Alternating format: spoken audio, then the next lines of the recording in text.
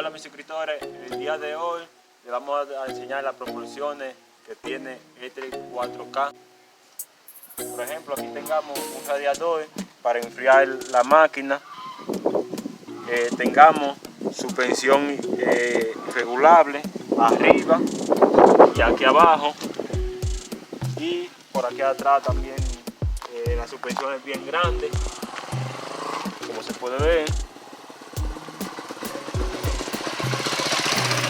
Tengamos una llanta como de 6 pulgadas trasera, delantera como de 4, eso es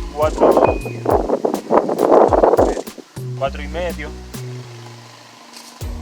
y de luces tengamos una luz LED con 5 faroles adentro, y el millero es digital.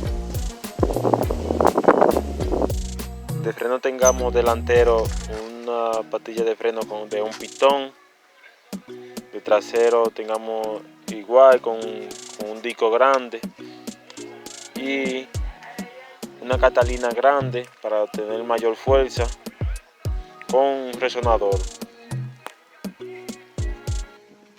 Y ahora te vamos a enseñar cómo corre este 4K y qué sonido da corriendo.